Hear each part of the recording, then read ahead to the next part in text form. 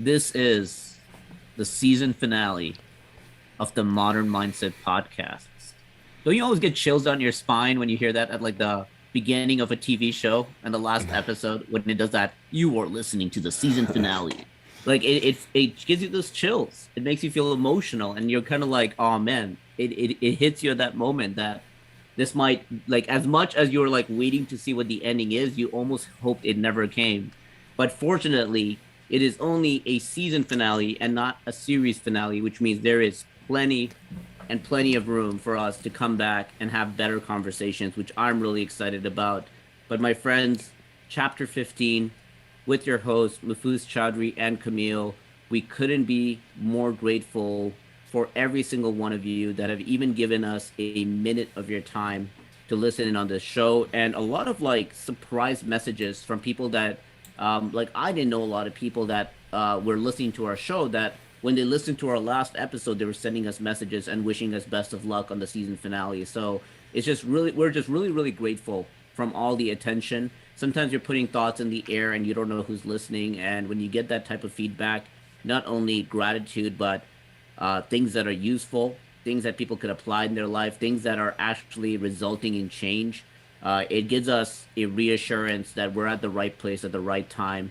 And Camille, I'm so fortunate. You know, when I think back to earlier this year when you and I were hanging out, and we were kind of just hanging out because we couldn't go anywhere due to the lockdown, and I was kind of walking around the living room, and I remember kind of saying to you like, hey, like when I go out there and I speak on stage, my whole motto is reinvent yourself. I really believe that that is my overarching takeaway, and I truly believe that to the core. And then I turned around and I was like, Camille, like what is yours? Like just out of curiosity, if you had an overarching theme and you kind of went up there and had this like one message to the world, as they call it in the industry, what was yours? And you came up with a statement that inspired me so much that it ended up becoming the theme for season one, which is you looked at me and you said, we can do better. And I love that so much that now when you look back at our show, it makes sense why every episode starts with the word better. Like you can do something better than how you did it yesterday. And by just doing better and not getting comfortable with it, you're going to work on continuous improvement. I love that theme completely. And I'm so grateful that you brought into that. I give you full credit for why, not only why we have this incredible show, but why we have such a unique theme that made me fall in love with our own show. Well, thank you. I know that. Well, I think like it was thanks to you that first of all, like that first interview we had on your podcast, that allowed us to actually like talk and expose me to actually speaking into a microphone that's being recorded, and knowing that I'm recorded and trying to flesh out these ideas that I feel are so kind of personal to me that it almost feels like it's not that valuable to other people, just for the sense like this is who I am and this is who what I want to express. But then having that feedback, and then having even the view count show that there are people that are interested in these kind of conversations, was very reassuring, and it made me think too that as an overall message is something everyone can connect with. And I mean, it is also like I don't want to say vague, but it's also specific in that regard too. That you can connect with that statement in any kind of way. It doesn't have to be, a professional way. It doesn't have to be with your career. It doesn't have to be only to your relationships. It can be like literally anything.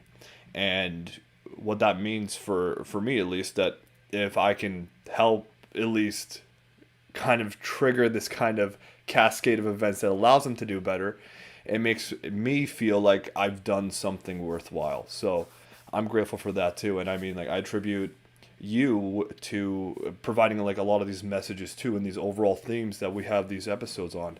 The conversations you and I have, and your ideas that come to the forefront, really do help with this overall theme.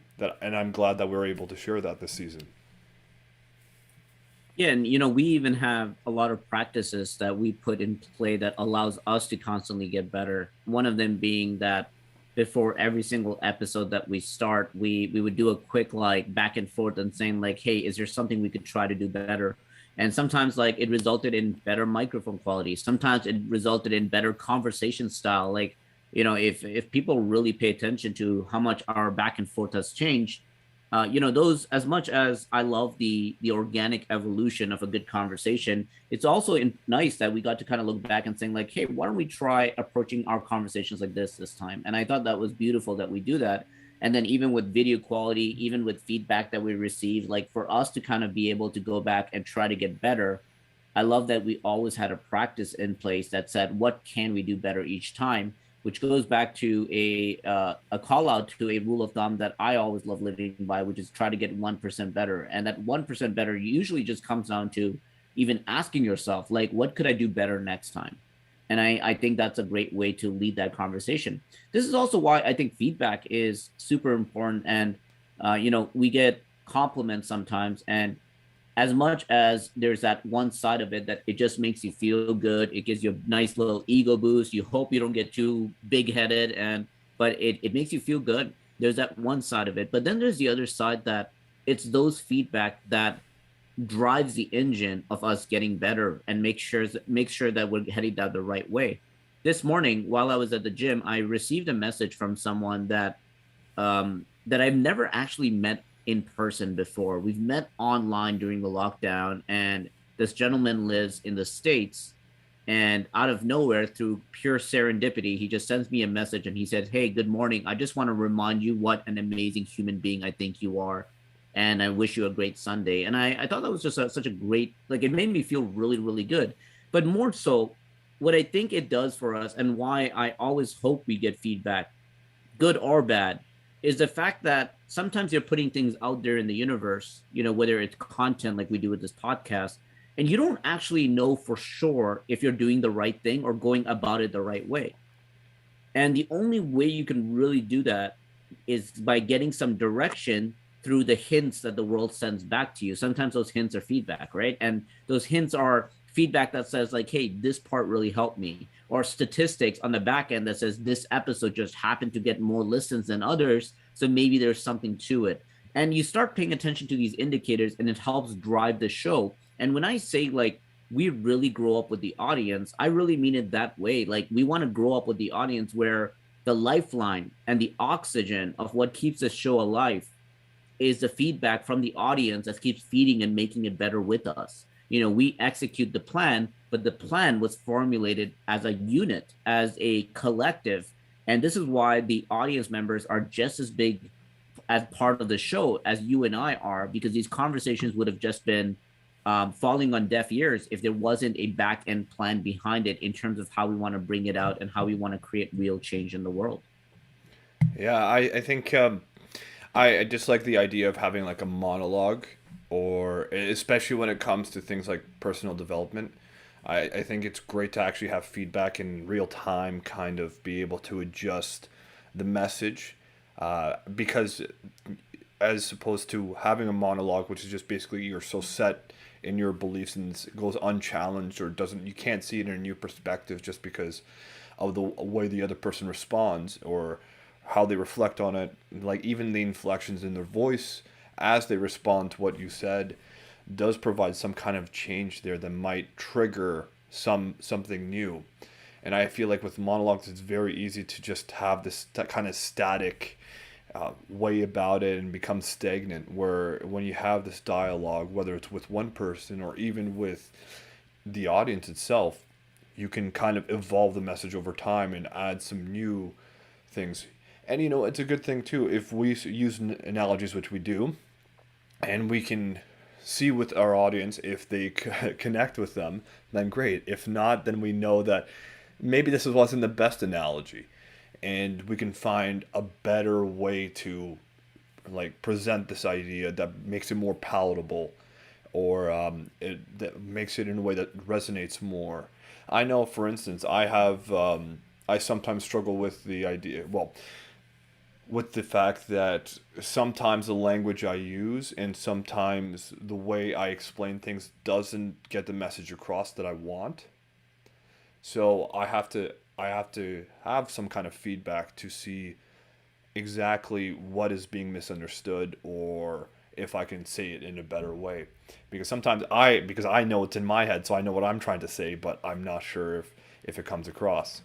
So I completely agree, and I love the idea of having an open dialogue, and it provides me like a new kind of new thing to think about sometimes. Like if it's feedback tells me that, oh, I said this more, this was really well said, then I can think, why did I say it that way? And then maybe I can flesh out the idea even more. So that to me is exciting. You remind me very much of the student of the game that I very much have been since I started speaking on stage. And being a student of the game is a necessity if you want to get better. And whatever the game is can be defined by you. You can decide what game you want to play. But for you to get better, you really need to become a student of the game. And when I started speaking on stage, like that was a big thing for me. Like trying to figure out, am I actually articulating the same way that I'm understanding it in my head? And sometimes that's impossible, right? Sometimes there's so much context and bias in the way that you're summarizing things in your head that the way that you articulate it shouldn't be the same. And there should be a lot more surface level information to give context in order to drive that idea home. And part of being a student was always going back and revisiting it, very much inspired by the greats like Kobe Bryant, who would frequently go back and watch his tapes to figure out how to get better. And podcasting has allowed us to do that as well, because one thing that you and I love doing is going back and trying to find quotes to use in our marketing. But while listening to it, I frequently find that I'm getting better just by listening to our own conversations, and not necessarily while we're recording in real time with me needing to wait for a response or really listen and break down an idea, but more so passively when I'm actually listening like I'm a listener, and really be able to take it and grow and get better. I mentioned in our last episode that I was currently going through Good to Great by Jim Collins, which is the current audiobook on my deck right now. And as I've gone further in this book, I've really enjoyed a concept that he really brought out to market that became quite famous just based on the success of the book. And he calls it the hedgehog concept. And the hedgehog concept was very much, from a surface level standpoint, the comparison between a hedgehog and a fox. Now, a fox is typically more clever when you think about how it survives in the world. It's very tactical in the way that it attacks. It's very, very defensive and creative in the way that it protects itself. And it has unique, different, and diverse ideas in order for it to survive. But a hedgehog is very, very straightforward with one consistent plan, with one thing that it does well. And it does that so good that every single time you have a situation where a fox is about to pounce on a hedgehog, it always ends up winning as a result of the fact that it gets defensive and it curls up into a very, very deadly animal. And the fox quickly realizes, like, oh, I'm not going to win today. I'm going to come back with something more creative. But no matter how creative the fox keeps getting, it keeps losing through the same strategy that the hedgehog has figured out that works over and over again. And this was then driven into the point that the author was trying to make when Jim Collins reviewed all these successful business owners that went from good to great and figured out what was this commonality. One of the biggest commonalities that he came back with was this hedgehog concept, which is the fact that these businesses found one thing that they can do better than anyone else in the world, and they only focused on one thing. And there's actually a lot of businesses in this example that abandoned some of their offerings and went all in on one thing in order to get there. But here's the most important part from this. It wasn't about what you want to be the best in the world at.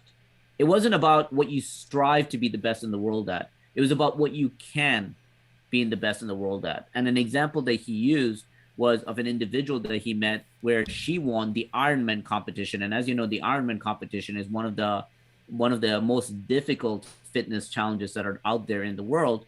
And she won it when she approached and talked to Jim Collins about this and simply said, hey, you know what? I think I can win this.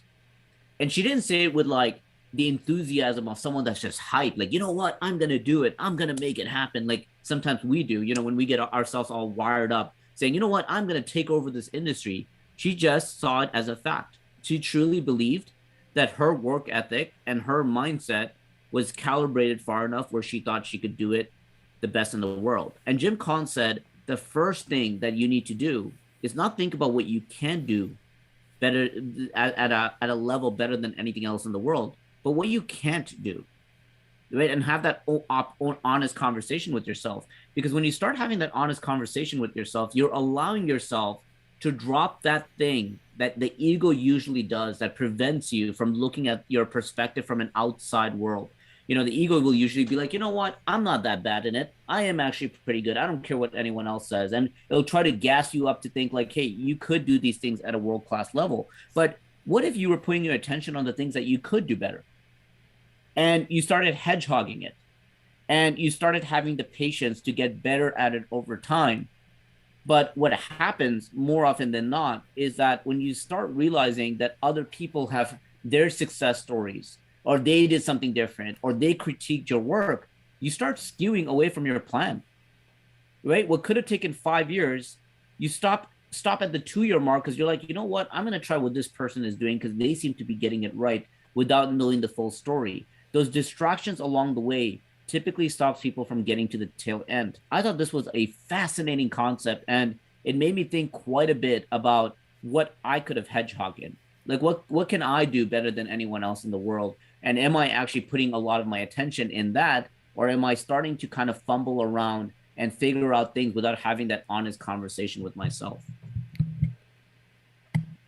There's kind of fear of commitment I see in that story too, where it's kind of seen as a strength to be creative, and so much so that you can become flexible to the point that you are very open to all these new ideas, and you can just kind of take them and discard the old ones. And with my personality, I find that very often to be the case too, where I do like to pick up these new hobbies and abandon my old ones. But as a result, there's that old saying everyone knows: "Jack of all trades, master in none." That's what ends up being the case, is that you're not able to master that skill because you can't commit yourself to that one thing. And that's why we stressed a lot throughout this podcast, especially in this season, that you have to learn how to choose your own sacrifice. You have to choose what to aim towards and recognize what that actually means. And what part of that means is you cannot pursue these other things at the same time, or else you're kind of handicapping yourself and not allowing yourself to reach that full potential you can. With a lot of people too, it seems to be the case that it's very difficult to find that hedgehog thing. I know for me, for instance, it took me a long time, and and I still could be wrong about the strength that I lean into. And you've said a couple of times too that people really need to lean onto the strengths. And I think, as you're going to discuss as well, you brilliantly pointed out the power of delegation and relying on people and having that team that combines everyone's strengths together to kind of stack upon each other to create something even more beautiful. So when we're talking about that, I think a lot of people can resonate with the fact that it is a difficult thing. It is difficult to even know what you want to do, then let alone know what you're really good at. And then being able to look at these other things you got to sacrifice in order to get there. For instance, I'm really interested in picking up all these hobbies, and yet I know that I can't be a really good guitar player. I can't be a really good singer. I cannot be a really good archer. I can't really be good at playing soccer, basketball, and bodybuilding, and nutrition. I can't do all of that at once. I can't be the master of any of those things. Yet I want to be the master of everything. So there's a part of maturity which comes with letting those parts of you die in order to have that sacrifice to become something greater. And I think that's even expressed in all these different religions as well, where divine sacrifice is necessary to facilitate the growth of the individual. This is one thing that you did really well with the manifestation conversation last week, which is you went deeper than the surface level manifestation a lot of people think that they should be striving for. And this is one of those things that I've been thinking a lot about, which is that it needs to go deeper when you think about what your hedgehog is, right? Like, because when you think about what you're trying to get better in, if it stays on a surface level, it's ludicrous to think that while the world is evolving and things have changed, that you're that one thing on a surface level, which was a task or a habit or a process that you had in place, that you think that if you stay consistent with that and don't give up on it, you'll still get there. You need to evolve with the world. But what doesn't change is that core, I think, the core strength or the core want or the core can that we talked about previously, which is that if you believe that you could do all of these things. So let's say for me, let's say my hedgehog was that I think that I can be, I think that I can be a public speaker at a best in the world class, right? Like let's say that that was kind of my hedgehog. Like I wanted to get on stage and I could do that better than anyone else in the world. The evolution that comes with that isn't necessarily me just speaking on the stage. It could be that I'm still building up my speaking communication methods through podcasting. It could be that when I'm buying technology and I'm thinking to myself like, oh, do I buy A or B? I'd probably go B because it would give me better mic quality for speaking on stage. Or the things that I go out there and spend money on now are more to help me become a better speaker, whether it's better outfits or recording devices to practice, or where I spend time, which is surrounding myself with better communicators. What I'm wasting my time doing, which is on YouTube watching other speakers, right? I think the habits will line up with that core hedgehog. And I think those habits will always change. For you, it could be like you want to be someone that creates without limitations. And, even though that's not trying to, you could say like, I want to do that as like a best in the world class. It depends what the best is measured at, right? Like best doesn't mean you play better than anyone else. It could be that you play more than anyone else, or you play differently than anyone else because your education around different instruments and hobbies allows you to kind of bring it together as a synergy. So like you can kind of think of like where it gets a little bit more complex than I want to be the best in the world at that. And I think that's where it gets really, really fascinating. And it's just something I've recently been thinking about over the weekend. And I'm kind of excited when we get back next season to see like if there's been more evolution in both of our conversations around this, where I think it gets really, really fun. I'm really glad you brought up that delegation component, because I was speaking at a panel recently for a university class, and during this panel, I was asked why I got into content creation and in this creative space. And I usually love responding without putting much thought, because I always get curious in what my instant reflection is first. And then I like actually asking myself, do I agree with it or not? And my instant response was that I love creating without limitations. And then I thought about what I said there, and my mind went back to like who I used to be when I used to go to college. And when I was in college, and I briefly got to know you near the tail end, as I was like finishing up college, and a lot of the peers we hung out with in college. One thing I love that you would recognize is that I love spending time with other departments that wasn't mine. I never really hung out with marketers.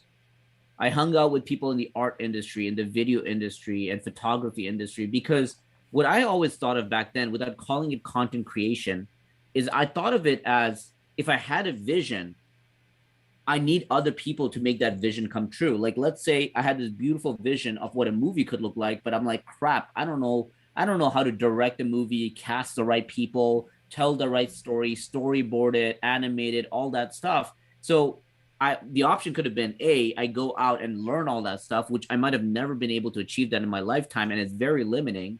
Or B, start collaborating with other people or delegate these things so that the vision could come to life. Hence, B to me started seeing like I can create without limitations. Like I can still make my dream come true without being limited by the skill sets that I'm lacking in order to get there.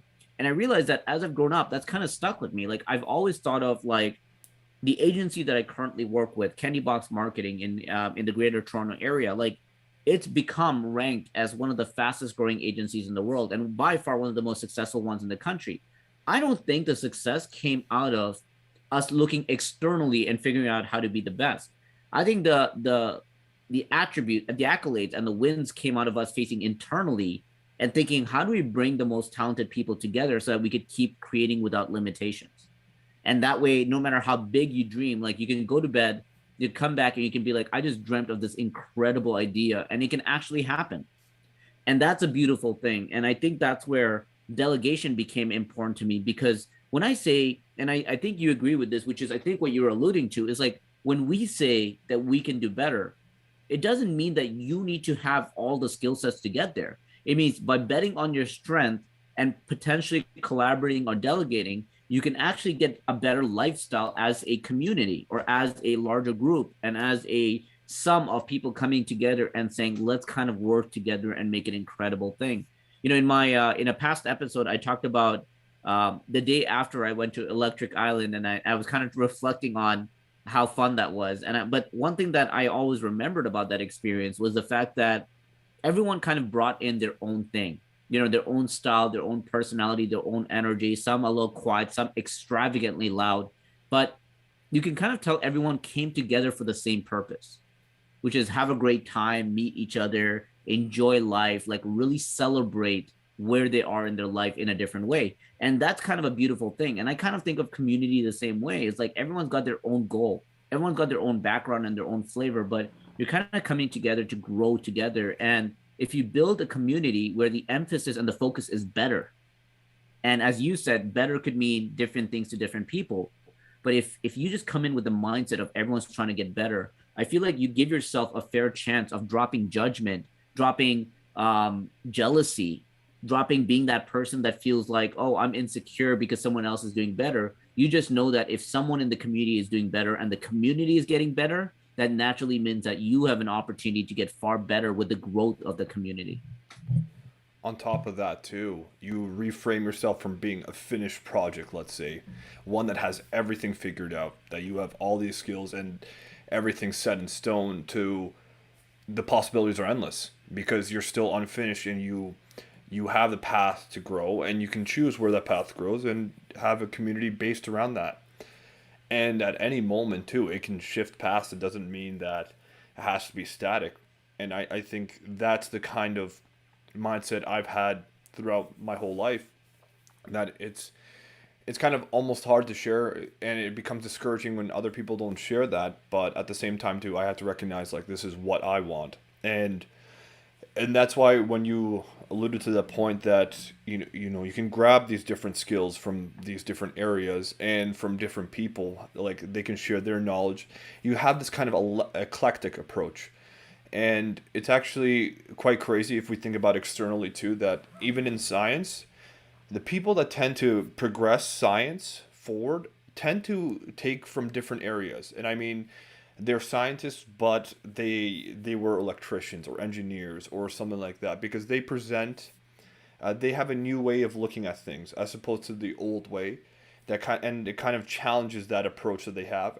And as a result, we actually find that they tend to create a new hypothesis or this new idea of what it could be, and it either challenges the view and it succeeds and the paradigm is changed, or it can solidify that paradigm because now you have a new problem and your paradigm solved it. It's just it never was approached that way, so now you understand more about your paradigm. And that's what's kind of interesting about that when you take it in your own life too, where I find that the skills I learned from these other hobbies and these other interests, I kind of take back to this underlying theme of I want to develop more of myself.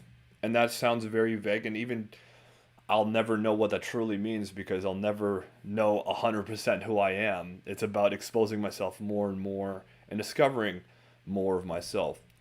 And I find it quite interesting when I'm able to like try these new things, these new experiences, how I didn't I didn't know that this part of me was possible, or I didn't know I thought that way, or that I felt this way, or that I can operate in such a way.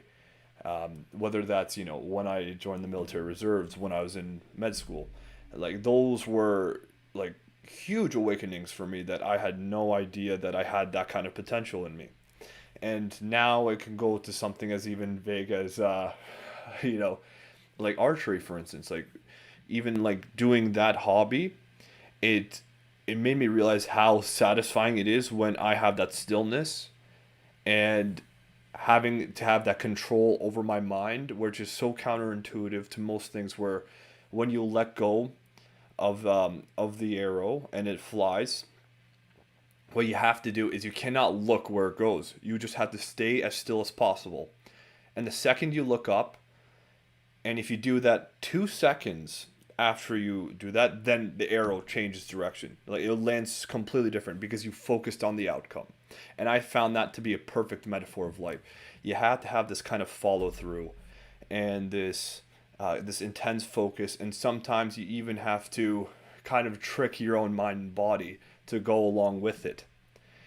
And it is so counterintuitive from what we hear that you have to do what comes natural, where sometimes you have to do the opposite to get to where you want to go or where you need to be. So just from picking up that hobby, I felt like that even solidified that idea in my mind even more. And you actually described a very good approach to this too, where a lot of people have problems with unfinished projects. And I'd love for you to explain once again the benefit of that, because if I could summarize that, it was, what if that project wasn't meant to be finished, but it was supposed to give you the skills necessary for the next project. So I'd love if you can to explain more about that. I love that you brought that up, because what I was even going to start this with is the fact that what you've highlighted really, really well is that sometimes these hobbies, if not for the benefit of being good at that hobby, there's a lot of opportunity to pick up those transferable skills. And those are the hobbies I would rather subscribe to. Even in the far extreme in the world of video games, and where sometimes procrastination becomes the underlying theme of why people are playing video games, or the fact that they're lacking motivation. It's hard to say this, and it's hard to admit this, but there's a lot of benefits there that also comes out of that, right? It comes back to understanding the tech, understanding how games work, understanding storylines, and understanding character development. A big thing right now that we're seeing in the social media world is Squid Game memes, right? Everybody's posting about Squid Games. By you watching Squid Games, where someone might have said, hey, this is like a waste of time, but by you watching it, you're now in the loop. You're part of culture. You understand it, and you can make your contribution by either posting those memes or understanding it and translating it for someone else. So every single thing has an opportunity to build a transferable skill. What's worth thinking about is, what is a transferable skill that will allow you, as we said, to feed that hedgehog, or generally to feed the North Star of where you want to head to. We talk about working out a lot on the season, and working out to me is far more than just getting in good shape. Like, to me, the reason I've become so adamant of getting good at creating a system around the gym is simply because of the fact that I know that it teaches me discipline. I know that it teaches me consistency. I know that it teaches me to be happy with small progressions. I know it's important to stick with the system and knowing how to modify if things don't work out. I know how to really take on a challenge and overcome a challenge, and then give myself the confidence that I can overcome challenges. There's so much that comes out of it that even if people aren't taking on fitness or going to the gym or eating healthy as the purpose of better physical shape, I think there's a lot to take in that you can benefit from in other areas of your life, which is why it's worth doing it. And this is also why a lot of individuals that are air quotes successful in the entrepreneurship world, they talk a lot about fitness being a big part of it. And the only reason I put it in air quotes is because I don't believe success is necessarily just financial, but in this scenario, it is. Financially successful CEOs talk a lot about how working out actually is a big necessity in their keys to success. And I understand that fully. But this brings me back to the other part, which is the skills aren't acquired at the end of that task.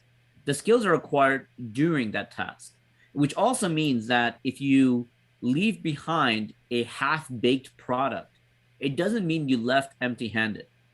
It means that you've left with as much as you could take out of it at that moment. So let's say you're working on a project and you're about 40% in, and you decide that this is no longer for you.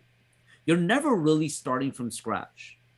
You know how people say, I'm starting over, I'm hitting the reset button.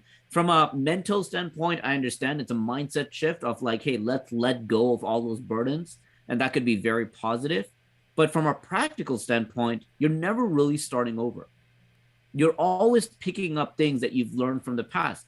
I used to work at a coffee shop, and I now work in a marketing industry. Do those relate? Absolutely. Because I still dealt with people. I still dealt with difficult people. I still dealt with friendly people. And I knew how to negotiate and discuss and handle problems. And I knew how efficient businesses worked. I understood systems when I looked at how the coffee shop ran. I learned all those things that even though you would have thought there's no correlation between the two, there's still a lot of things there that still allows me to benefit in the marketing industry. So when you start understanding that, you start becoming at peace with the fact that you might have cut ties and ended projects maybe a little prematurely in the past.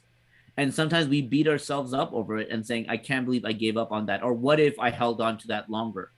The what if part really bugs me, man. I've been hearing a lot of those. Like, I wish I did this in the past. And we hear this a lot with the investing world. Like, I wish I invested in Apple back then, or I wish I got into Bitcoin early. But I was like, but how would you have known?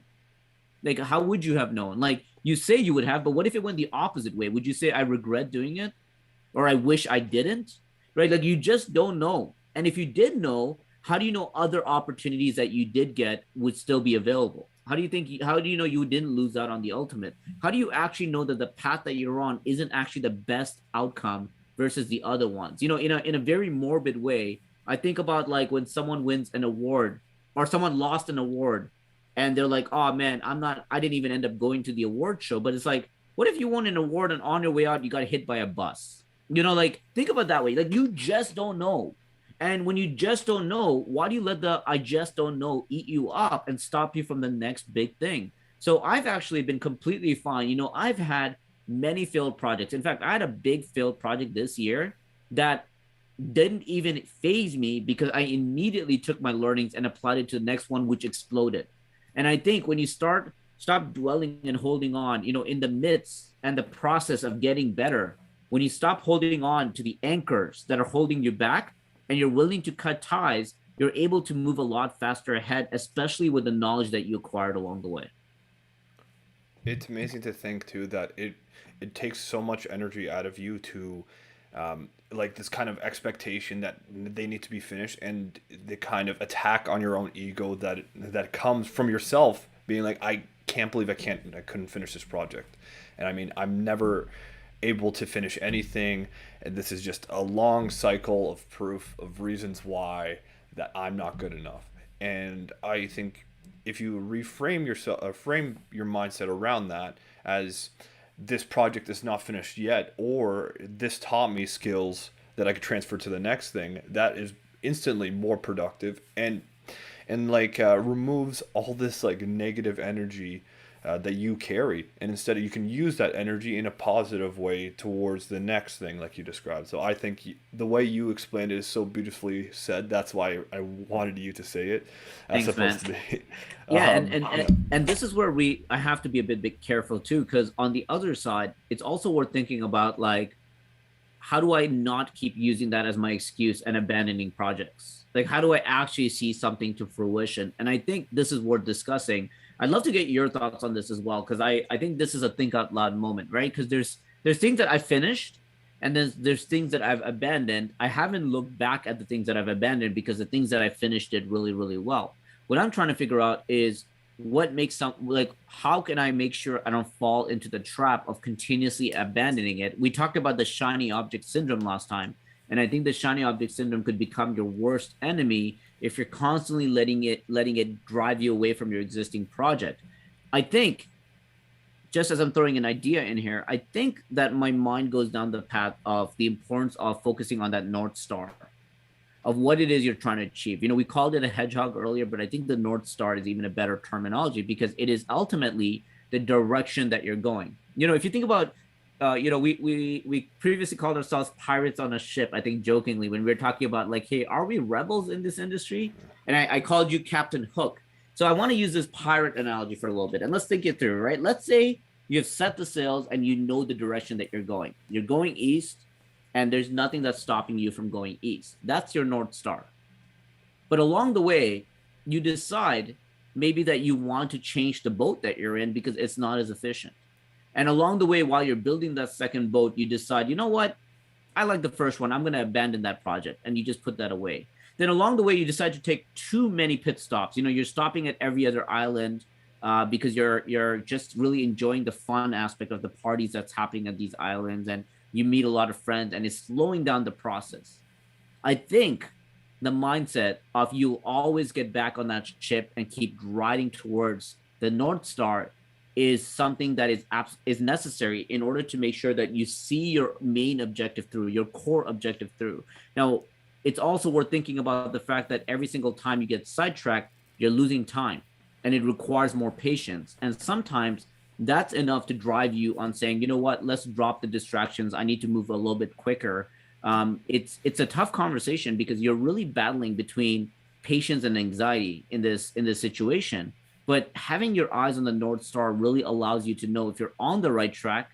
And the great news is you can dictate whether you want to move there quickly or slowly along the way. Curious to get your thoughts if you agree on that, and how others can ensure that using like, hey, I don't need to finish this project is my excuse to drop every project along the way.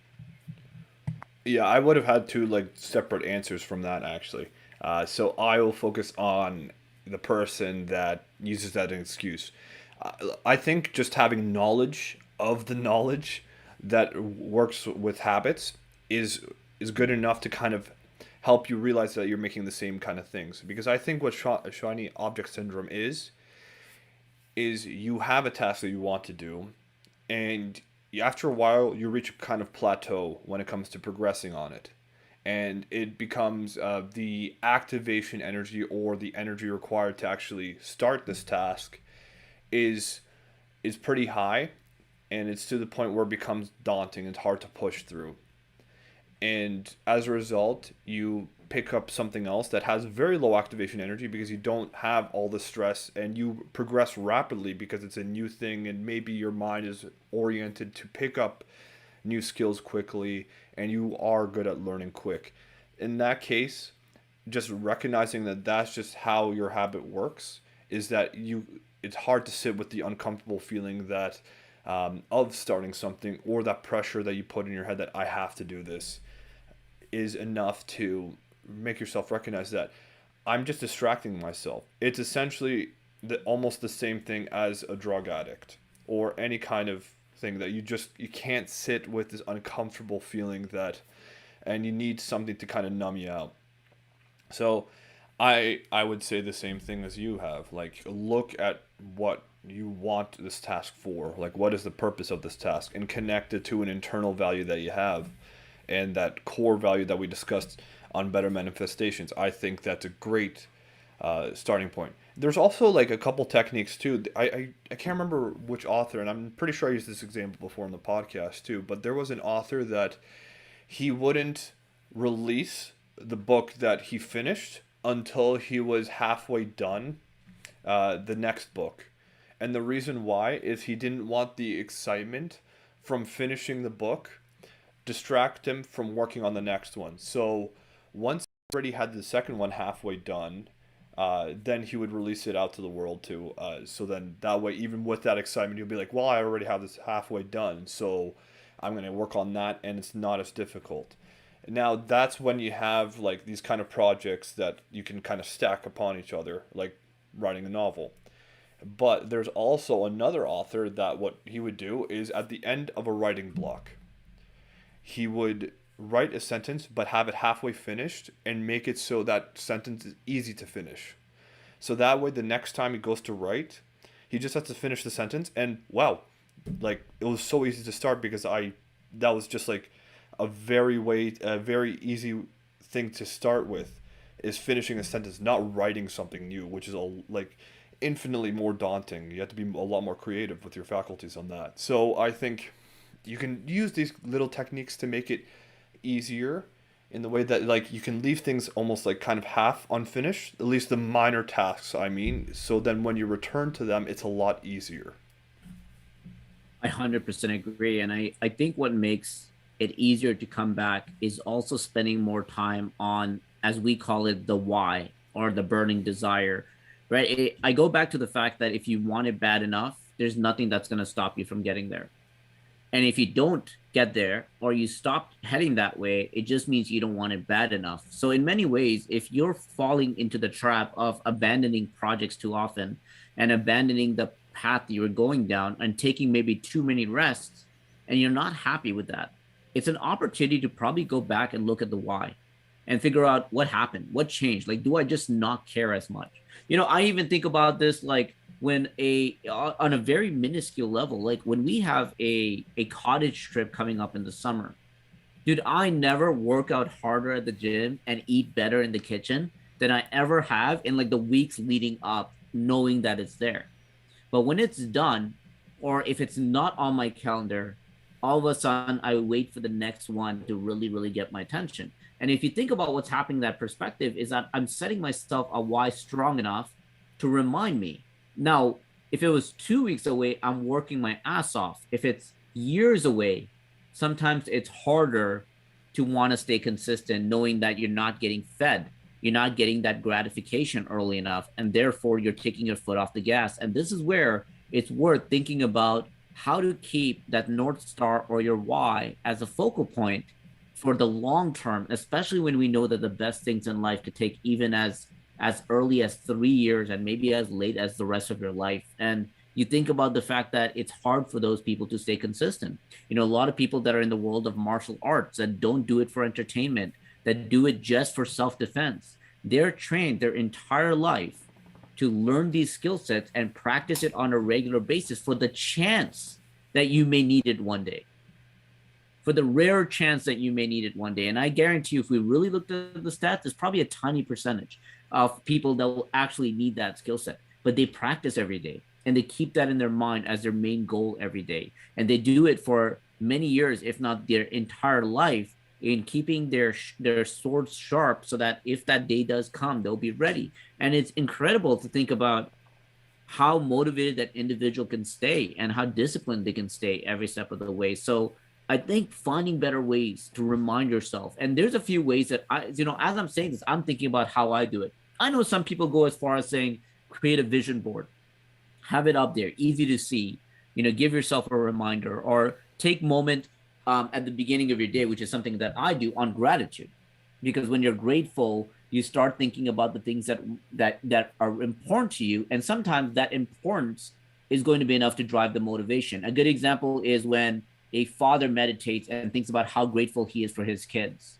And now he's working his ass off because he just reminded himself that he wants to do it for his kids. So gratitude in the morning is a great way. Another one that's great for me is surrounding myself with motivated and like well-disciplined individuals. You're a great example of one of them. And then the rest of my community is another great example. And the interesting thing that we only realized a couple of weeks ago, because it came up in conversation, is that majority of those people in the community I've never met in person. It's kind of twisted when you think about it. The people that are influencing my life the most, majority of them I've never met in person. And when you think about why that happens, I think a lot of it has to do with the interesting world that we're in right now, where you could build a community without having to go out to networking events and make friends and keep long-term relationships. You could just find people, as we said, that community of better. You could find those or you could build those, and you don't necessarily have to know them to that level, but you're constantly being reminded of why you do what you do. You're constantly being challenged. You're being held accountable. And those type of traits allow you to maintain that. And this is really the underlying theme that I think of when I think of better, Camille. I think of the fact that by simply reminding yourself that there's a correlation that you could get better results by becoming better. And you could get less pain by becoming better. And if those two aren't motivating you, you need to figure out if you're too comfortable in where you are in your life. Back then, it was all about moving away from my bad experiences. It was all about getting so good that I could recreate it. The more I hated how things were in my life, the harder I worked to get out of it. And to me, that was the ultimate motivator. So for anyone that's listening that is simply unhappy with an area in their life, and maybe that's what led you to this path and resulted in you listening to an episode of Modern Mindset Podcast, maybe it's about getting out of a bad place.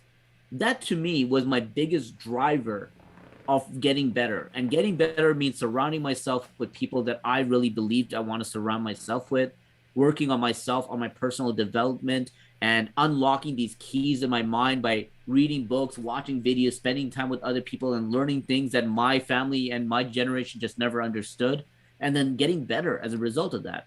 Then, when I got past the level where I'm unhappy, I now want more because those keys that I've unlocked, or those doors that I've unlocked in my head by finding those keys, I've been able to realize that I can actually achieve far more than I thought if I continue working on myself.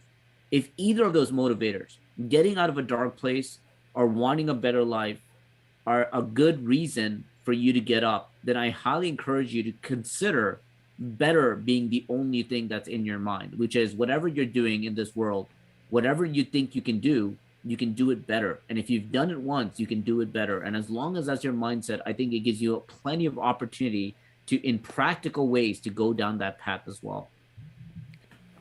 Yeah, there's that saying that always rings true that I couldn't help but think of when you were explaining that too, where it's like I think in order to change the situation you are, the pain of being in that situation needs to outweigh the pain of change.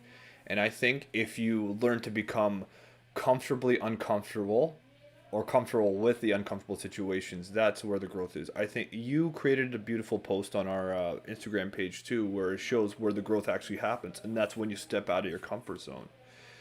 And it becomes difficult, but I think if the way that kind of helps me reframe it in a way that becomes more manageable is that even recognizing the fact that, optimally speaking, the way we have fun is we have to be just a tiny bit uncomfortable, but comfortable in the knowledge that we can actually succeed in that. So there has to be this kind of line and division where you're not it's not too easy, the task is not too easy, and the task is not too hard where it becomes overwhelming. So there's this sweet spot that you're aiming for, and that is always just a little bit outside your comfort zone. And for myself, I found that change, I had to take very small baby steps just because of, well, my upbringing and how sheltered of life I lived, and also how little confidence I had in myself, and how risk adverse I was, that I couldn't make these bigger steps because I had absolutely complete terror of the unknown, and I couldn't face that in a way that was productive. It was always retreating back to my mind and going back to what I'm comfortable to. But funny enough, my comfortable place was was my mind, and what I cultivated in my mind was all this negativity and anxiety, and it was actually a terrible place to live in when you hear you tell yourself that you're not a valuable person, you're not worth it, you're not capable of achieving these things. You can tell absolute worst things about yourself, and yet somehow I was comfortable living with that as opposed to taking a chance and maybe taking compliment from someone. So it's amazing to think that that is such a difficult thing to do, but the truth is, like, anyone from the outside can see the benefit from that. It's just when you're in there and uncomfortable, you have to learn how to sit with that. And so just reframing for me that the true growth comes from that sweet spot, and like that's where you have the most fun, and that's how everyone pretty much operates.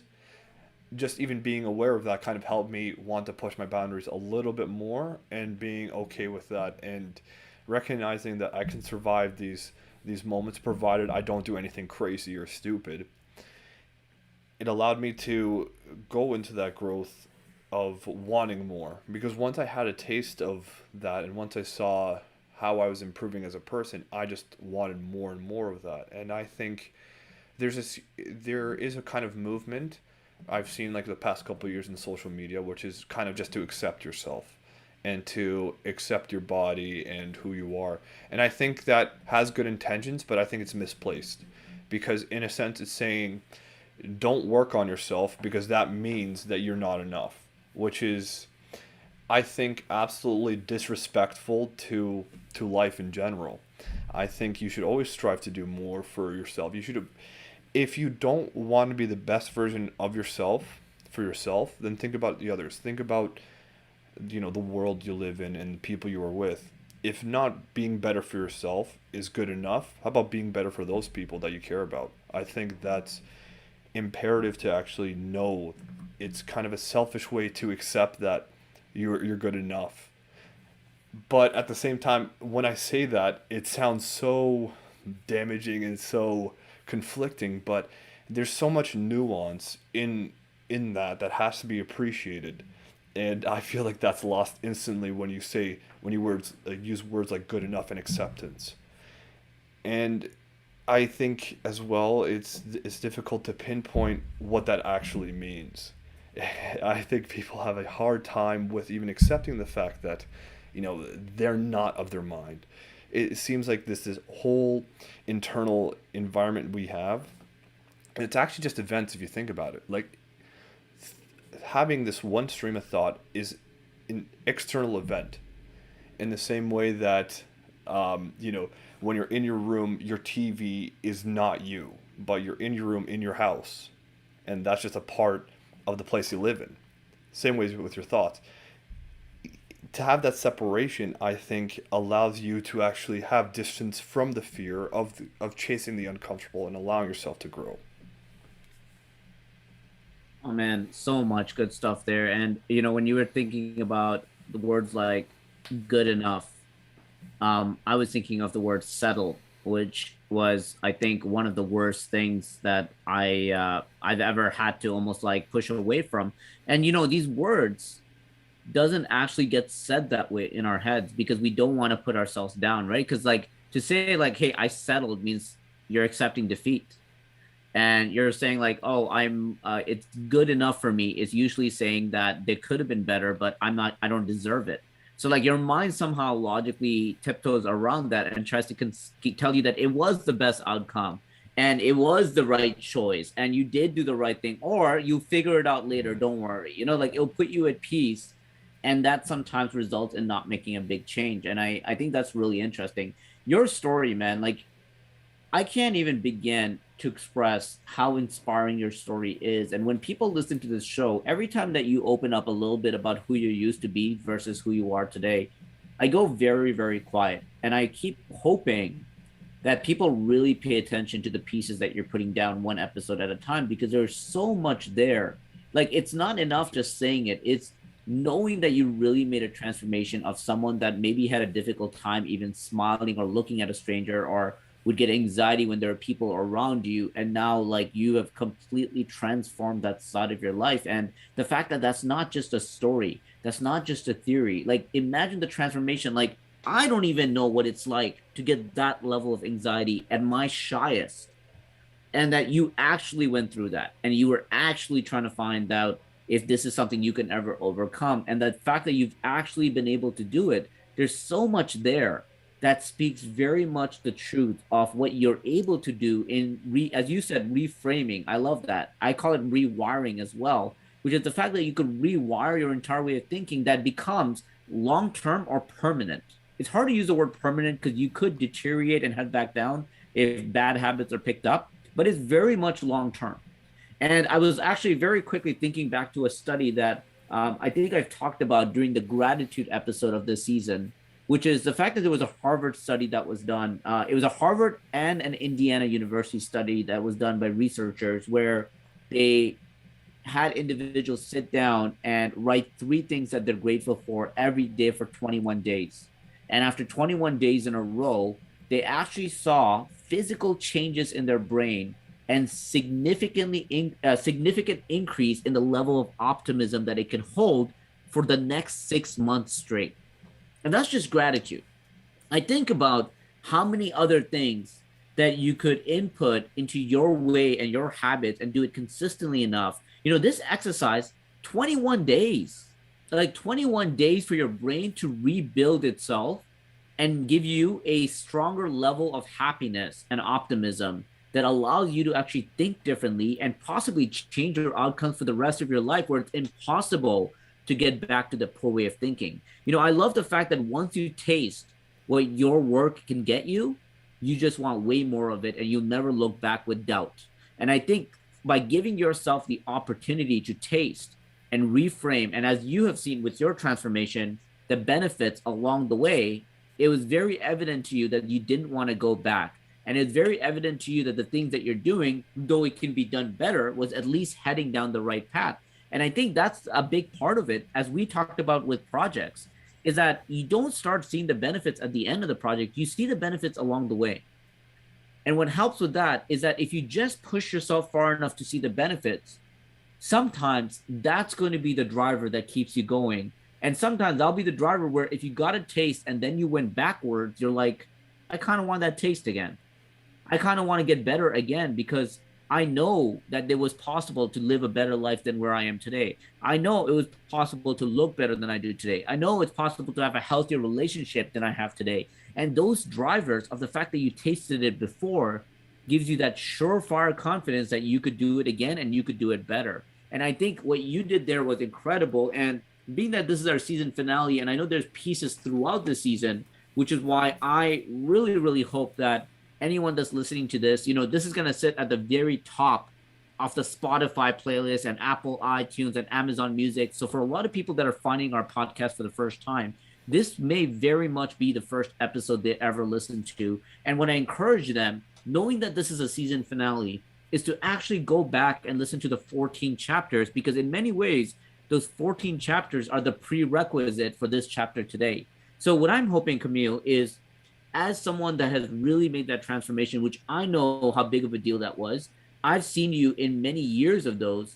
If there's a way that you could really illustrate the thought process, the internal stuff, the things I can't see. Like I can see you practicing the repetition of trying to socialize, but I can't see what's going through your mind in order to make you get there. So like the practicing of that rewiring, I gave an example of that study with 3 things that you're grateful for 21 days.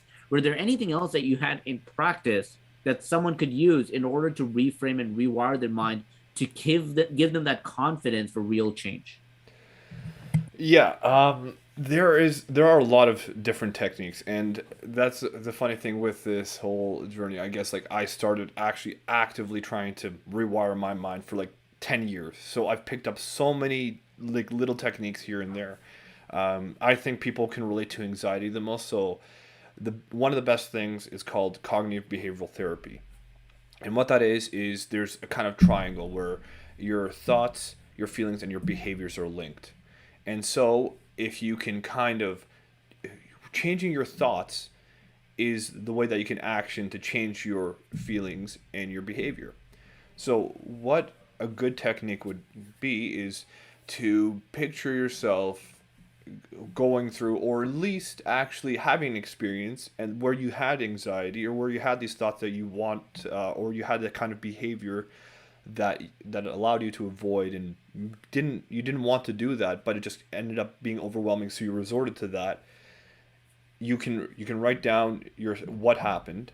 And so I'll give you an example of, let's say, a situation I had. So I was 21, and I didn't know this person in college too well, but he invited me to a party.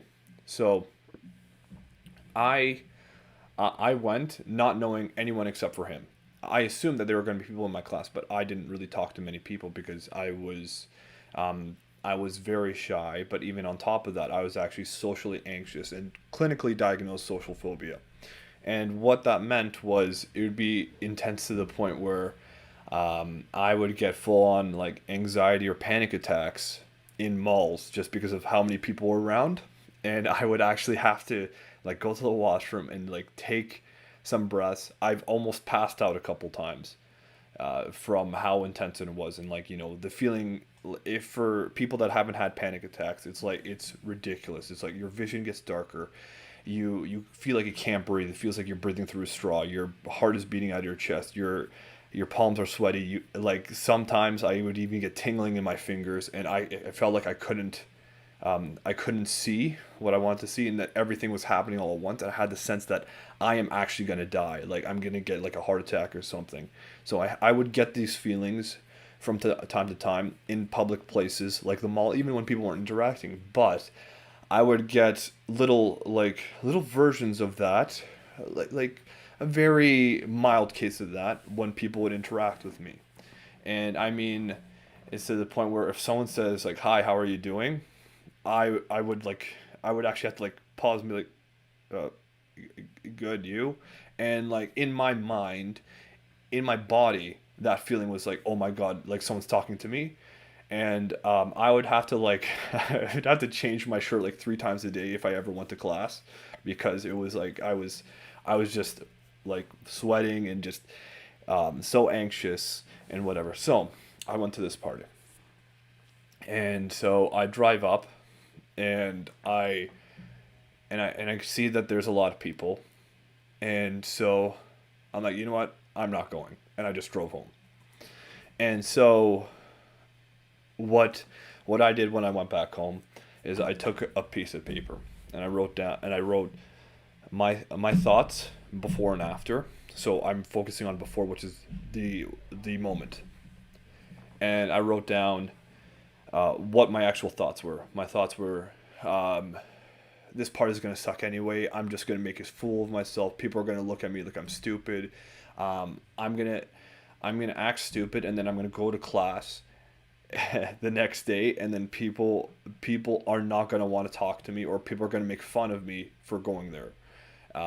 And I would make these kind of thoughts that would catastrophize and kind of make the situation the absolute worst thing possible, and to kind of trick myself into thinking, you know what, there's actually a benefit to avoiding the situation, like logically speaking. Like if I, like what's the point of me taking this risk when this can actually happen, and this can cause me to, for instance, not do good at school because now no one wants to be in my group, and I can't do group projects, or that I'm just gonna have a miserable time, and the whole time I'm gonna be thinking, what does this person think about me while I'm in class, so I can't focus on the actual lecture. Though that's like normal with anxiety, it's just future orientated. So I would write those thoughts down. Then I would write how I felt in the moment. And how it was I would put an emotion like nervous, anxious, and then I would give it a number. So 8 or 7. And I'd put out as many emotions as I did. And then my behavior was I avoided the party. So I wrote that down as well. And then I took those thoughts and I said, and you have to look at it in a neutral way as possible, because anxiety, it like thoughts when you're anxious are emotionally charged, very quick thoughts. So you have to be able to sift out the emotion and actually take that thought as pure logic and argue for it and against it. And that's what the basis of CBT therapy is. And so I wrote down the thought, and I was like, what is the evidence for the fact that that I can go to this party and make a fool of myself? And as a result of doing that, people are going to make fun of me the next day at school. The evidence is, um, the, the evidence is that happened to me once before. The evidence against that is, why would someone care so much about what another person did at a party that they just make fun of him for the rest of their lives? Like, you have to break it down logically, and then you do that with every thought, arguments for and against, and you balance it out. You try to feel both sides, and then you write down your how you feel afterwards, after doing that exercise, and you can see the emotions afterwards, and write down a new balanced thought, instead of the thought being, I'm not going to go to this party because I'm going to make a fool of myself, and people are not going to want to talk to me. It became, my mind is telling me that I care about what these people think, and I want to make a genuine connection. Something like that. And it does help when you have like a professional doing that, and that was like one of my biggest techniques, using that for my panic attacks, for my social anxiety, for like, let's say, a good part of 6 months. And then so just to put hammer point across, baby steps with that was, I literally had an exercise which it started, week 1 was, I would walk down the street and I would smile at people, and I would have a notepad I carried around with me, and then I'd put either a smiley face, a neutral face, or a frowny face, depending on how the reaction was of the other person. And that was week 1. Week 2, I would smile and say hello. Also, same thing. Then it was week 3. Hi, how are you? Then week 4, it was ask for directions. And I just kept building up that. And over time, I became more adept at handling and managing the anxiety piece to the point where it wasn't that severe. And then I could do like more advanced things. Okay, so this is a very very important root of this episode today, and I'm gonna plot twist this conversation and start interviewing you rather than being your co-host. So get ready, okay? We're gonna go a Okay. little deep here because I think rewiring your way of thinking around why you could get better and it's possible no matter who you are, because I think a lot of people might have given up and done things like saying it's good enough or I'm settling, and I don't think that needs to be the case. So if you don't mind, and I appreciate you getting as personal as you do as you have this entire podcast show, let's get in a little deeper. So you've kind of laid the land down of what you were struggling through and things that you put into practice, and that progressive growth of stacking week after week and trying to get a little bit better. Um, at what point did you start believing that these things that you're doing are actually working and that you've actually started noticing a little bit of that transformation coming in? Like, was there a another party that you went to and you're like, oh shit, this is a little bit different? Like, what happened that made you confident that this stuff is working and made you stick through it? Huh. I have to say, like, even with the first week trying that new thing, and then looking back and being like, why am I so nervous doing this? Like, literally nothing bad has happened.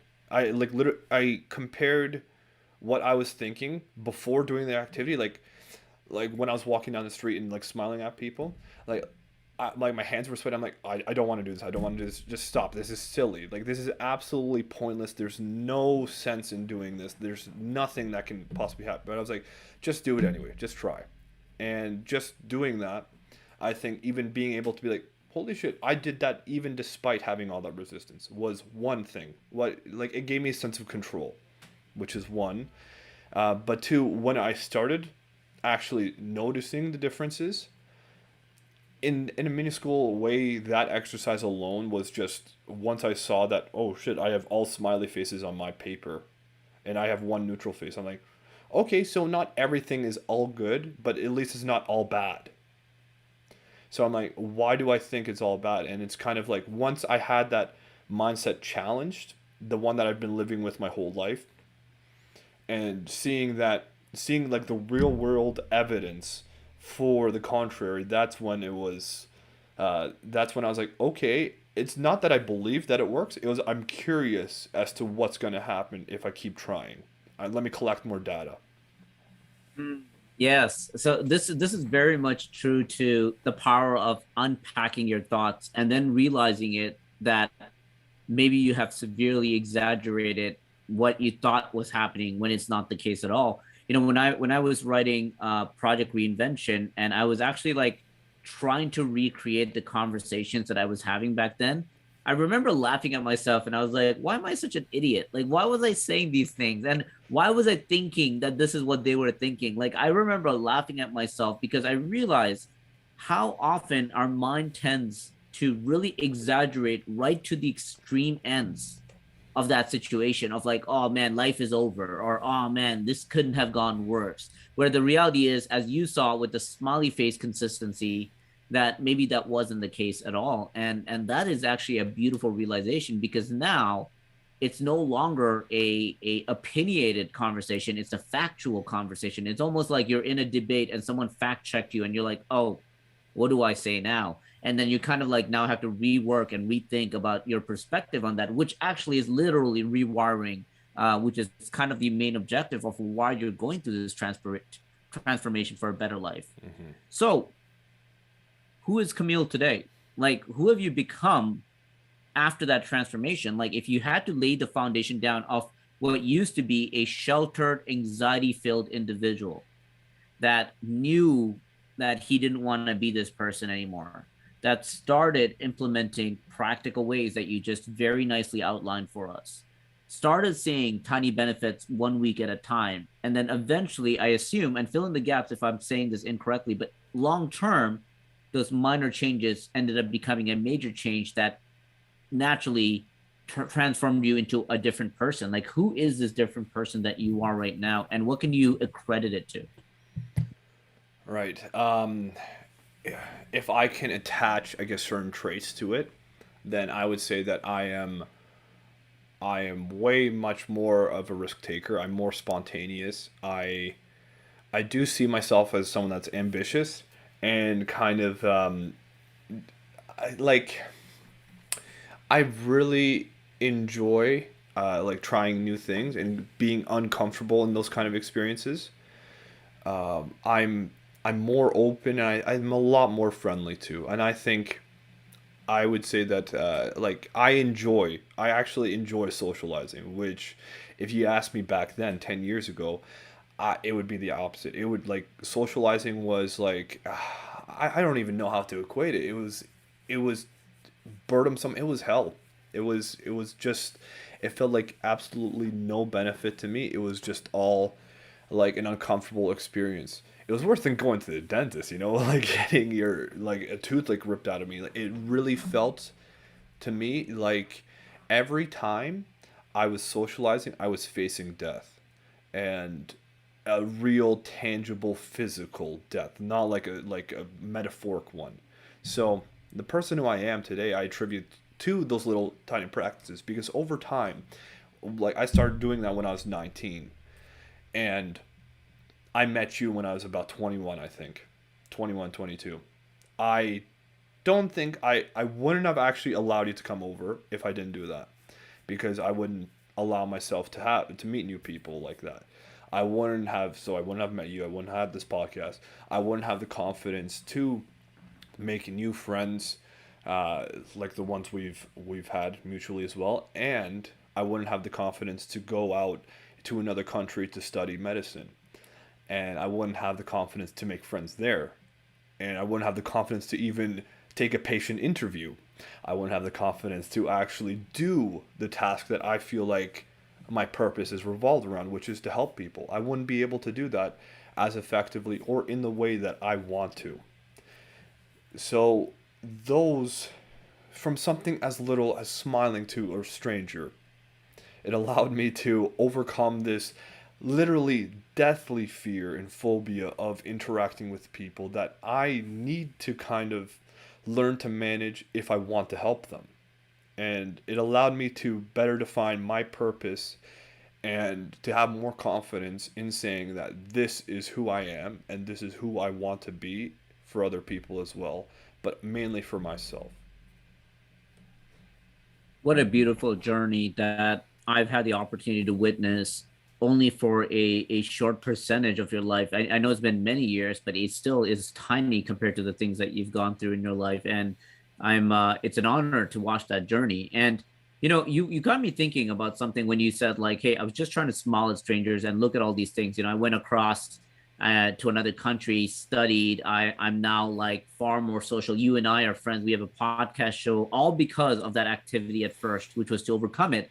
And you made me realize that we actually exaggerate and we actually overestimate how much we think things could go bad, and we underestimate how good things could get. Because like the reality is like a lot of the things that happen, and I love serendipity so much, man. It just tends to shock you. Like you cannot be prepared for how good things get when you better your life. And it happens over and over again. I was like, you know what, next time I know what's coming. And then it just blows your mind over and over again. And for me, that has been ongoing, the biggest reason why I love trying to get better all the time. And even with where I am in my life, I think I still want to get significantly better in different areas, which has been very much inspired from these podcast conversations that we've had this entire season. You use the word confidence every time you list something out. You're like, I got the confidence to socialize. I got the confidence to meet you. I got the confidence for this podcast, confidence for studying. But I also love the word that you brought up recently a few weeks ago, which is courage. And I remember that we have an episode on this season called Better Courage, and you actually brought that up to my attention. And I'll be honest, from all the topics we've talked about, when you brought up better courage before we recorded, I was kind of thinking in the back of my mind, like, do I have a lot to say here? Like, why is courage such a big piece that it's one of the 14 chapters? And very quickly, halfway in our recording, I was like, oh my gosh, this might actually be one of the biggest chapters because it very much speaks to the importance that was needed in order to make that leap to get the best out of what you did from your circumstance. I talk a lot about how I lived the first half of my life as a chowdhury, and now I want to live the rest of my life as Mafuz.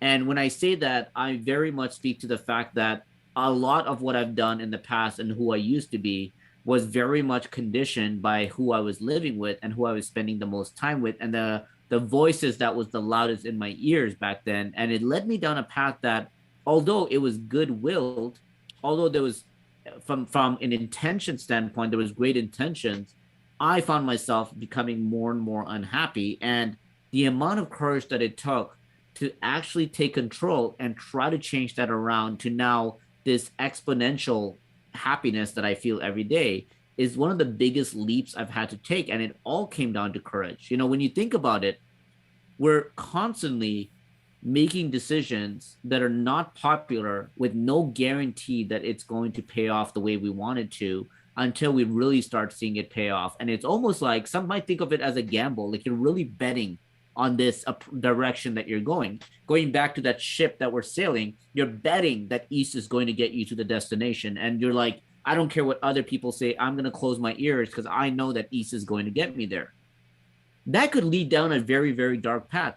But first, let me throw into the ring that you don't need to go in as if you're gambling and you have the equal odds of failing. You actually could very, very much prepare yourself for a higher output and a better chance that things will work out based on the fact that you're building these foundations, rewiring your brain, reading books, spending time with people, working on yourself, paying attention to what's happening, recalibrating. Like, you're actually not necessarily going to go down this path of rolling the dice and maybe you'll fail and it's a 50-50 chance. That's not at all the case. It's the fact that you are giving yourself the courage to go against the wind, and you're going against things that you've been taught. And sometimes you're doing it because you're doing it with the uncertainty that things may not work out. And to me, that was one of the biggest leaps that was necessary, is that the unhappiness was enough for me. And as you said, like, when it's higher than the willingness to do something, you're going to do it. And like, it made me take that leap. And when I think about like who I am today, is I'm simply someone that is absolutely happy. Like, I'm happy with where I am. And I know I can even be happier, which makes me want to get better. And I know I used to be unhappy before. So to me, those constant proof of transformation allowed me to continue pushing the envelope. And it's beautiful to hear your story as well, which is how many things wouldn't have happened. When people talk about like, what is the cost of taking this leap, I think about what is the cost of not taking the leap. And I think about how much you've outlined that wouldn't have existed if you didn't take that leap to begin with. And I got to tell you, it wasn't until after we recorded Courage that Courage actually became one of my favorite chapters in this entire season, because it made me realize what a big piece that was that might have been missed if we didn't spend enough time going micro on it. And I was really appreciative that you brought that up as a key fundamental. Thank you. It was something I really felt was necessary because you need it for absolutely everything. I mean, the whole point of the way we're raised is to teach us how to socialize and how to act in a society that allows for our survival, but also for the betterment of the society as a whole. And at the same time, that does come at the cost, and the cost is the individual.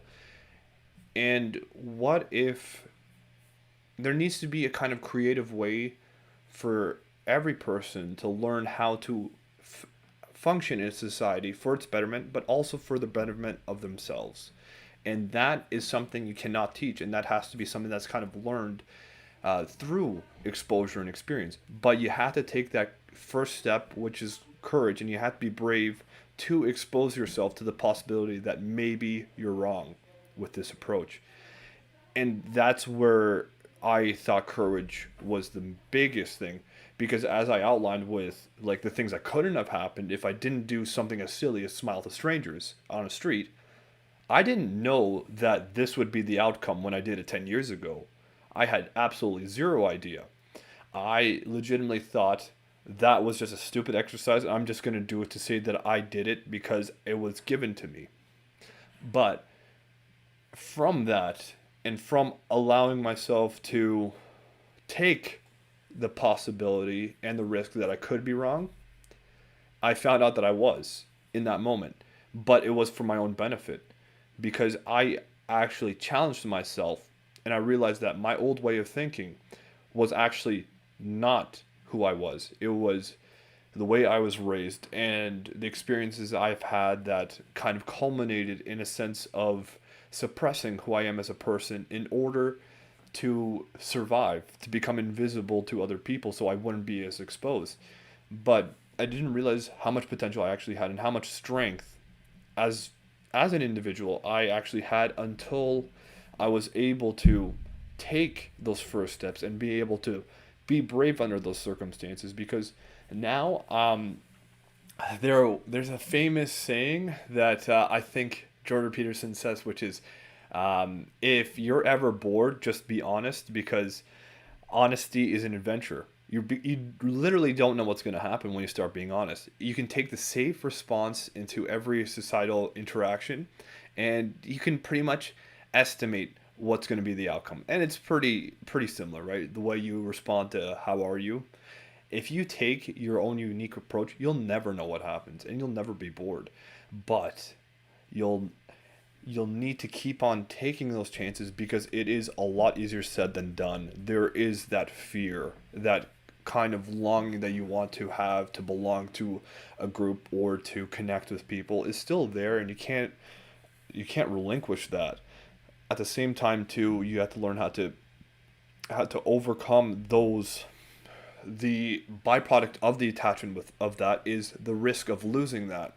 You trick yourself into thinking that you're going to lose that by being more of yourself or being authentic when in truth, because we don't see authenticity as frequently in our society nowadays, unfortunately, it kind of is seen as the the worst way of being, but it actually allows you to connect the deepest with the people that you can actually connect with. Unfortunately, that also means that there's going to be a majority, well, maybe not even majority, but there's going to be a good percentage of people that you can't connect with because you're authentic. You have to also recognize and be okay with the fact that it may not be received the way that you think or the way that you want it to be received.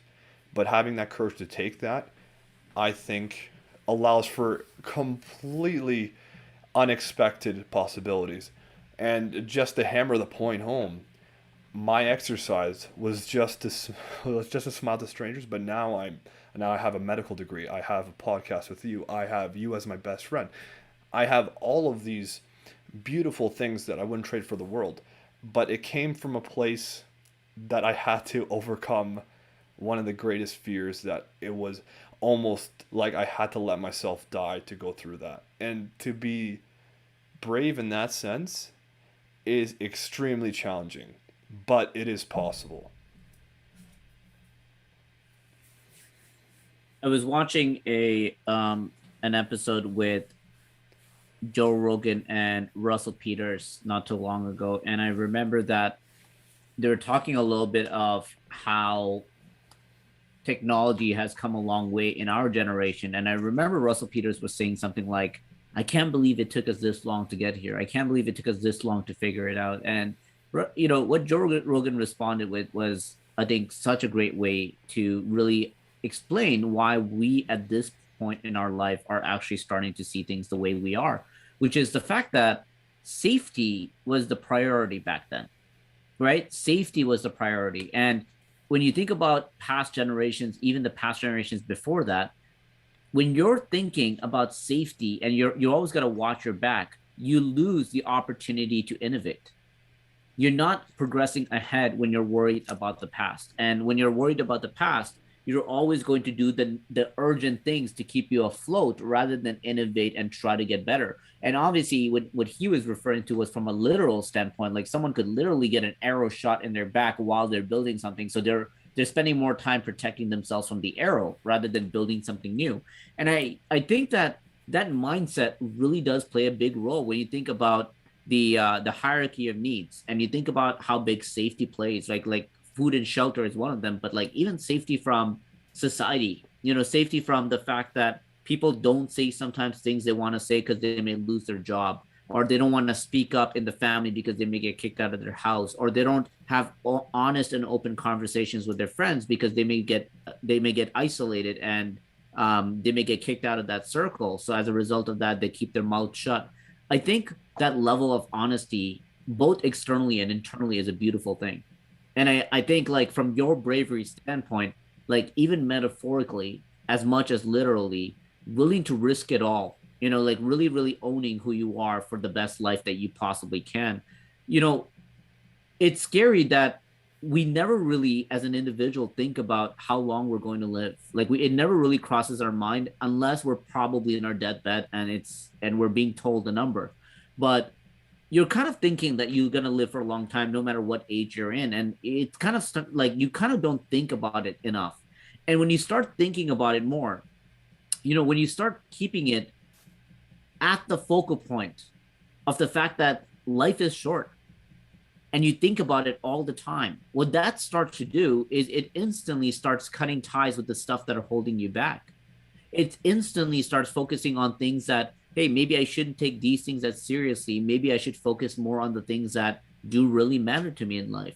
It really starts prioritizing things that are important, where stupid, like, high school arguments are not as important as you thought they would be, when you realize that, hey, every single one of us, have only a short period of time on this planet. And I think about, if you knew that without a shadow of a doubt and didn't deny that anymore, what would you do and how would you live your life? And I want people to think about that from their own perspective, because I imagine that everyone would come up with a different answer, and it may not be at all like the answers that we have in mind. But I can tell you this, that there's a lot of certainty in the fact that doing things in your own terms, and doing it your way, and doing things that truly make you happy and give you peace, are far a better way, and probably a more common answer, than doing things to impress other people or for their validation. And I think with that, while we're talking about rewiring and reframing, just the reframing around that, and starting to think about what really matters to you the most, is one of the most beautiful ways of thinking, because it really starts putting your energy in all the right things. I've been spending a lot of time, especially this year. I can honestly tell you that in the last 3-4 years, my rewiring and reframing has become significantly different than even the fifth year. Like, that's how much I've changed my way of thinking. And the things that are starting to become important to me are things like leaving that legacy, leaving that, making that impact that I've wanted to make, and actually doing it in the nicest way possible. I was talking to Priya about this on my ride home yesterday. We were talking about kindness. And I mentioned this to her the other day. I was like, what makes me really happy, and one of the best compliment that I get, is that on two different occasions we had workers tell us that, oh, I wish every customer was like you because you are the perfect customer. Two occasions. One of them was when we were checking in to the Westin Hotel in Toronto. The individual that was checking us in was like, "Oh, couldn't everyone just be like you? You're amazing." And then another one was when we were at a retail shop just over the weekend, that were saying, "I wish all customers were like you." And that made me feel really good, because it was that realization for myself that the kindness element to me is not just something I talk about. It's really something I want to live by. Like, I really want, more than anything else, to prove to this world that you can live a great life by leading with kindness, and not the alternative that we've been learning by looking at what other people are doing in society today. And I'm starting to see those signs quite frequently. And I love, Priya's response was just perfect. She's like, I never thought of you as someone that ever said anything that you don't actually do. And I like, she's someone that sees me more than anyone else. And that was just like an incredible feeling, that the person that sees me the most knows that the things I talk about all the time are actually things that I'm doing in my life. And I think that that's where things get important, man. I think that when I think about things from a perspective of how to live the rest of my life, I think it starts with doing things on your own terms. And when doing things on your own terms starts becoming a little bit selfish. And sometimes selfish gets a bad rap and it makes you stray away and saying, no, no, no, I got to do it for others. I got to be unselfish. But doing things on your own terms in a selfish way doesn't mean it hurts other people. It just means you're doing it in the way that you wanted to do it, not because someone stirred you and pushed you down that path. As we talked about in the last chapter, not everyone has figured out the answers that you're searching for. So why are you relying on their methods? There's a lot of opportunity for you to figure these things out through methods that are yours or methods that are others that have also done it the right way that you want to do it. And I think it's an important conversation. And I'm so glad that we've been doing it in our podcast, because it's not enough to pick up one chapter and run with it. It's just as important to pick up every part of everything we talked about on this show to really bring together. It matters to get experiences so that you can do more with life and taste and know what you want to do. It matters to have better conversations so you can grow through it. It matters to have the courage. It matters to have the gratitude. Like, every piece of the puzzle matters. And when you start paying more attention to the ones that matter the most to you, I really think the transformation can happen. And it only happens when you focus on trying to get better, not staying at the level that you're in today. Of course. On that note, I think about it too. I think when I keep saying that we can do better, I think we can do better means we can do it on our own terms and in a way that betters not only ourselves and our understandings of ourselves, but also of society and the people that we love in general. I think the more authentic we are, the more that we attract those people that are in line with our core values and our actions. And I think I'm really happy that you've had, actual feedback and confirmation that your words match your actions, because that's something that is so hard to strive for. And I think that's when you can say that you're authentic, is when you have actions lining up with those words. And when we do that, I find that I make better connections with that, and I have better conversations with people too. It's amazing that the more honest I am, even with people that disagree with my viewpoint, there's a mutual respect that is there if done in the right way, and if it approached in a way that we want to do better for the people around us too. So I can't help but thinking doing something on your own terms is how we can do better. Camille, that was so beautifully put. I actually don't know if I want to even add on to that, but it's such an interesting perspective shift that I didn't even think about, which is the idea that doing things on your own terms is doing better, which is absolutely right. And that also gives you the control to decide how much further that you want to push it. And I think it was so well put.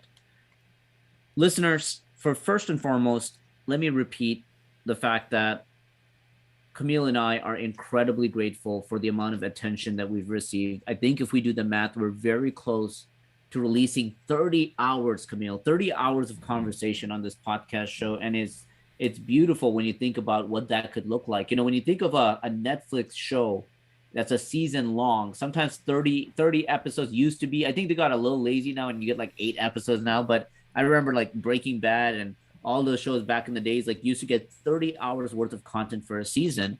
And I feel like we've been able to really bring that out in this show in setting our listeners up with change. Let me put change as a word out there, which is, if you want change, you can get it.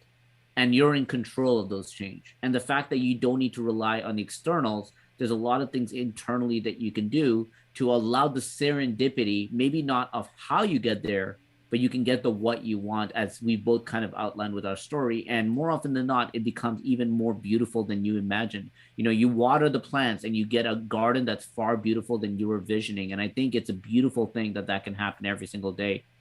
Camille, I want to thank you. I want to thank you from the bottom of my heart for allowing this podcast to be what it is. I think of this as one of my favorite albums in the planet, which is Watch the Throne, when Jay-Z and Kanye West are like, you know what, let's just drop the greatest album of all time. And it became so good that you just can't skip a track. And when I look back at every episode that we've dropped on the show, I really, really felt like it was an album that we dropped, like a greatest hits album that you just can't skip a single track because every track matters to the narrative that's been driven home. And I just want to thank you for really giving it your all. There's never a single episode that I listen back to a playback on where I don't feel like you haven't been giving your all, on top of the fact that you've been inspiring and bettering me to the things that you've shared. So I want to thank you. You have played a big role in not only the growth that I've had in my life, but the growth that I've even had in these 3 months of podcasting with you. Like just these conversations alone, when we talk about indicators and proof and feedback from the world, I'm seeing that feedback in the world from just the growth that's happening from this podcast show. And I'm so glad, when it comes to courage, that you took a leap on me because I took a leap on you a long time ago. And we're seeing it really come into fruition, not only in our professional lives, but very much in our personal lives and the relationships that we're having with other people. So I'm grateful that you're a co-host. I couldn't have asked for anyone else. Thank you. I can't believe, it's crazy to think that you're telling me these words when I think the exact same thing of you, and I admire the hell out of you. I mean, the past 15 episodes, I couldn't believe that we talked about so much and were able to unpack everything, and I couldn't have done it with anyone else. And to have you and how insightful you are and how much you put into practice what you preach and how you have this way of expressing things which I've always been borderline envious of. That I can't believe that I get to actually collaborate with you on this. So I'm again eternally grateful, and thank you so much for pushing me to do this and encouraging me to do it, because I'm unsure if I would reach the same destination without you. So honestly, man, I have to say thanks so much for everything.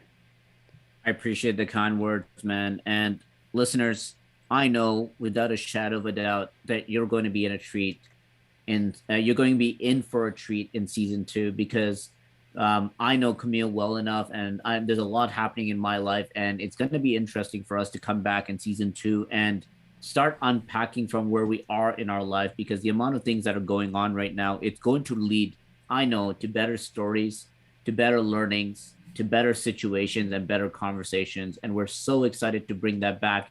And in the spirit of making things better, we're going to guarantee you that this show is only getting better as we come back from season two. So thank you for tuning in. And if you haven't already, please hit that like, subscribe, or follow us on Instagram. The handle is The Modern Mindset Podcast. And from Camille and myself to you, we hope that you continue to get better. Thank you for listening, and we'll see you again in season two. This is Modern Mindset signing off.